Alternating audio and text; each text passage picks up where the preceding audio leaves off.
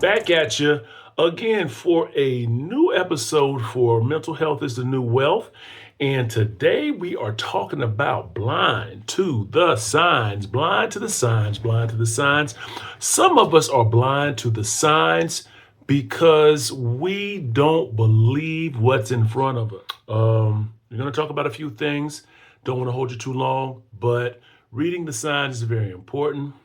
Just like when you're driving in the street, um, if you're going too fast and you miss that stop sign, you can get sideswiped. And a lot of people are getting sideswiped and putting their energy in a direction they don't need to be traveling. Uh, and we're going to talk about it. Let's just go ahead and dive in. So, one of the reasons people don't pay attention to the signs or are blind to the signs is because they rationalize behavior.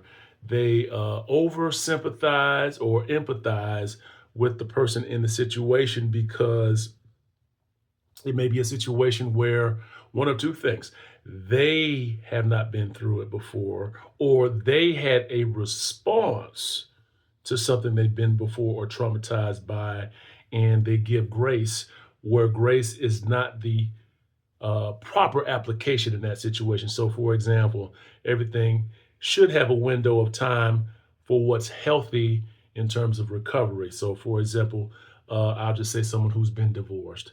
If someone's been divorced, someone who's never been married may say, "Oh my gosh, that was horrible that they got divorced, and I need to give them grace and time to heal." Okay, how much time do you need to heal? Um, what does that look like? So the focus is wrong. Sometimes it's not about time to heal. That's not the focus. Sometimes you're not ready to move on because you see something in them. Okay. So we rationalize the behavior of they went through something traumatic, and that's the wrong focus. When you focus on the wrong thing, you always get the wrong result. So you don't focus on trying to over simplify or over rationalize that person's experience, because when you lose your focus, you're going to lose your peace as well, because you're seeking something instead of finding something within yourself. I saw a clip earlier in the week where they said, when you're giving, are you giving from love or are you giving for love? You have to understand the difference. When you're giving for love, you're trying to get somebody to do something for you because you're willing to do it for them. And you're not always going to get that back. When you really are giving from love, you have very little expectation for getting it back from that person, or in some cases at all, because it's better to give than to receive because you got it to give. So you're giving from love if you're not having that immediate feeling of, okay, transaction, this is what I did, so I should be getting this back. That's not from love. That's for receipt of something. So be careful and cognizant of that. What are you doing? Why are you doing it? Confirmation bias. Confirmation bias.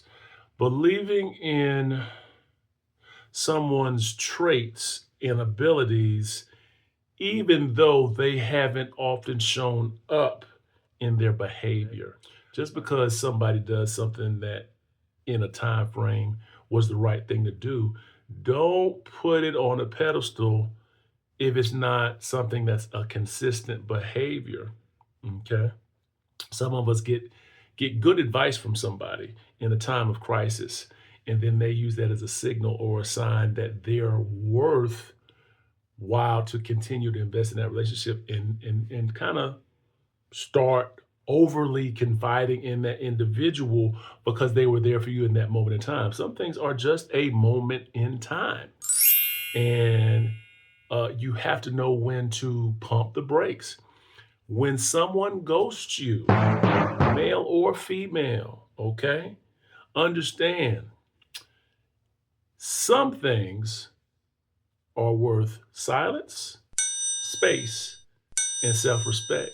If somebody's not giving you the energy that you feel, in your gut is in alignment with where you're comfortable, sometimes you got to take that step back. And a lot of us are so anxious, to resolve or confer or to connect that you come off a little bit desperate. I said it, desperate, or needy, or dare I say, uh, vulnerable in a way that doesn't make it seem as if you're really worth the risk. And you say, well, what do you mean not worth the risk? Um, Everybody tries new things, and we make assessments, we make calculations, we make temperature checks, so to speak. And sometimes we don't want something that's pushing themselves towards us. If somebody's trying to encroach upon your personal space, that's why those, and then oftentimes with men, one of the things we're not taught is maintaining safe boundaries. I think women do a masterful job of teaching young women what situations are not safe to put yourself in. I don't know that guys get that same training. I just don't know that that's the case. Sometimes guys are in situations and the room is turned in a way to where uh, it's a he said, she said situation. And in some cases, you never know what that other person's going to say. That can work either sex, but it's a power dynamic situation where you have to understand, okay, well, there's a change in the room, and maybe I just need to take a step back to read the sign. Okay. So you say, okay, put context to that situation. It could happen at work. It could happen with a member of the opposite sex. It could happen anywhere. When you're in the office with your boss and the boss says, do you want the door open or closed? The fact that you even asked that question to me is a red flag. You're making it seem like I have a choice, but why is that the issue? Because it's not my office, it's not my space. So that, in my mind, would be a red flag. Why are you even asking me that question? Um, if the door is open, if you want it closed, ask me to close the door for privacy. Don't ask me what I want, because obviously I wasn't thinking about whether the door is open or closed. The presentation of options sometimes makes you make the choice so you feel like you're responsible for what happens once the door closes. Um, so that's one situation that could be a sign that you need to watch for. Also, hate to go there, got to go there though. When a person takes an interest in you and they're somewhat aggressive in what they're asking, and you try to take the high road and deflect, and it becomes more aggressive. Well, give me an example. Here's an example. Someone asks you, what are you doing tonight? Now, you ain't never been out with them nowhere, but they're asking you what you're doing tonight. Your response gives them an indication on whether you want to continue that conversation about what's happening that night. So, okay, do you answer the question? Do you not answer the question? Um, do you answer it ambiguously?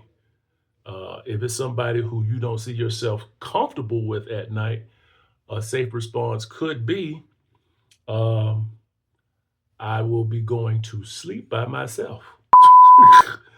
And it's a little sharp, but it's very clear. You don't have an opening and you won't be present.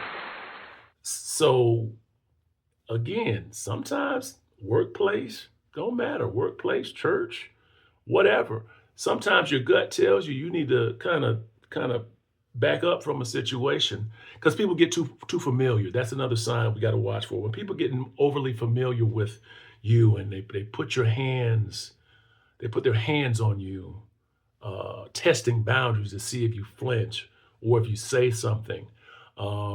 That's a sign that they're trying to, they're trying to access you in a way that you may not be comfortable with. Some of this stuff may seem like common sense, but when I tell you, if there's an imbalance of power, it becomes something totally different. Maintain that distance, that 3 feet. Um, be able to understand when people are getting too comfortable, too familiar. Um, and sometimes people may have a response to things like that. You might have a trigger where somebody who in the past did something and it triggers that moment, and you may not be able to process it and understand it in that moment, but you're getting that thing that says, no, I need to back up away from you because you reminded me of something I felt that I don't want to feel again. You don't always have to know why. You just have to trust yourself in those situations and don't be blind to the signs. Don't always just go through things to find out how it's going to turn out. Sometimes cut the movie off. Sometimes cut it off. You don't need to explore every option to choose an option. And be safe out there. Be safe out there because, it's rough out there for people who haven't chosen to pay attention to the signs.